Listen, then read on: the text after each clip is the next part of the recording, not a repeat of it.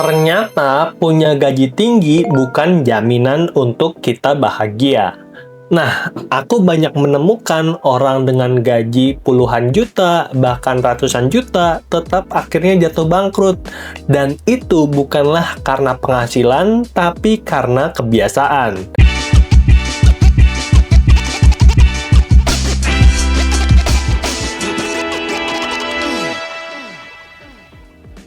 Dan pada video kali ini, kita akan bahas 5 kebiasaan yang bikin uang yang udah didapatkan dari hasil kerja keras bisa jadi nguap gitu aja. Dan kebiasaan yang pertama adalah ngejar cuan tinggi padahal fondasi belum jadi. Nah, teman-teman bisa lihat segitiga berikut. Jadi, ini adalah segitiga yang namanya tangga finansial.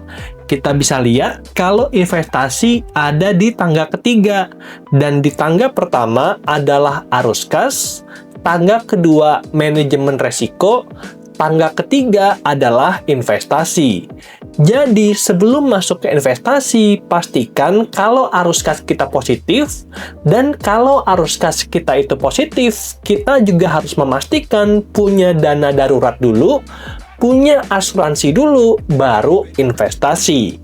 Karena kebanyakan orang yang aku temuin sekarang langsung lompat investasi, padahal dana daruratnya itu nggak punya, dan asuransi juga nggak punya. Ya, minimal punya asuransi jiwa, karena kan kesehatan udah ditanggung oleh BPJS, dan jiwa kalau misalkan terjadi sesuatu dengan kesehatan kita, itu nanti keluarga kita bisa dapat warisan.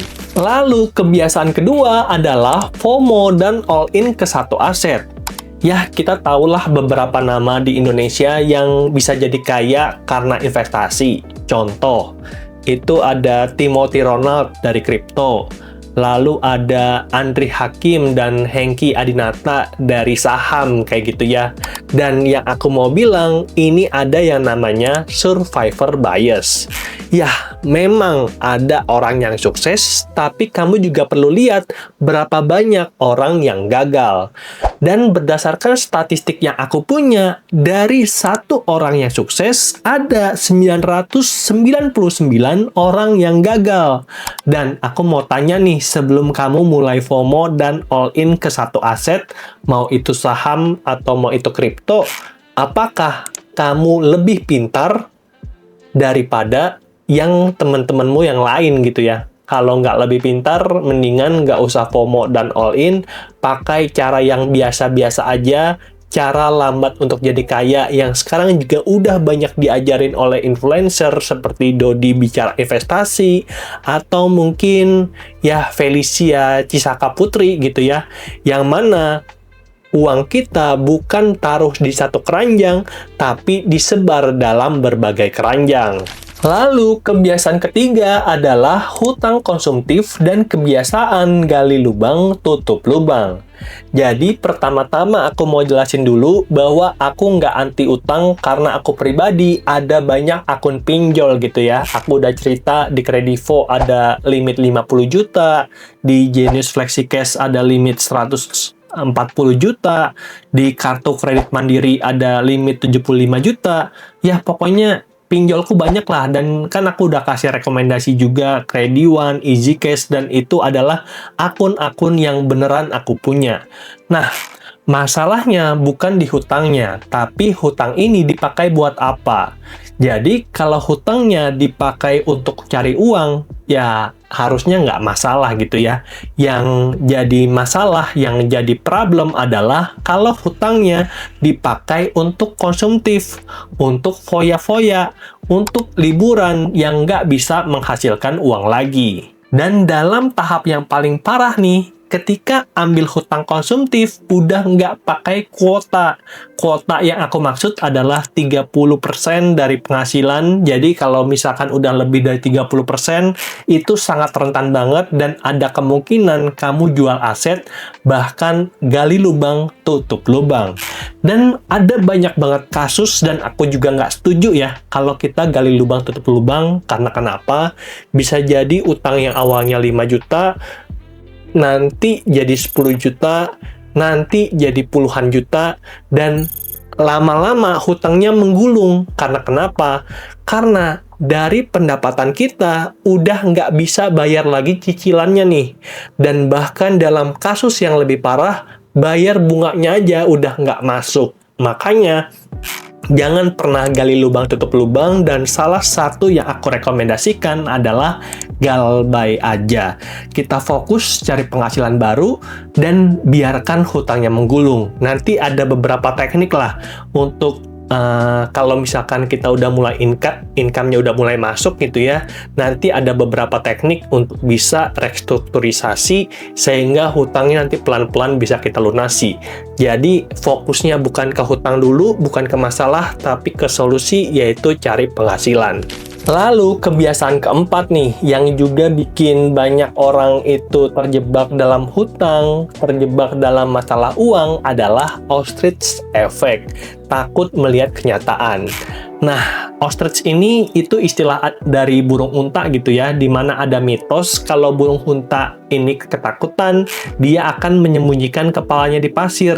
Jadi seolah-olah dia nggak melihat masalah, nggak melihat ada ancaman, padahal kalau ada harimau kan, harimau itu tetap bisa nerkam dia gitu ya. Makanya dinamakan ostrich effect, orang-orang yang takut melihat kenyataan. Nah, itu intinya.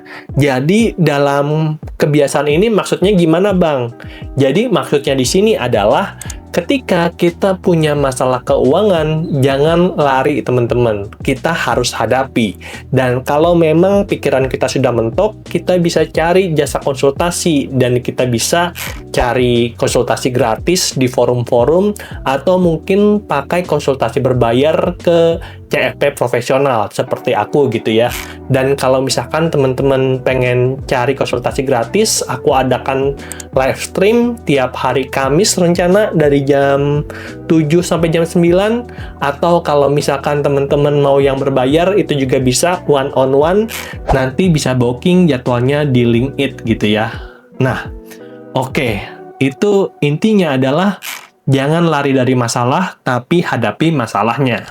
Dan kebiasaan kelima yang bikin kita susah kaya itu adalah hidup tanpa rencana.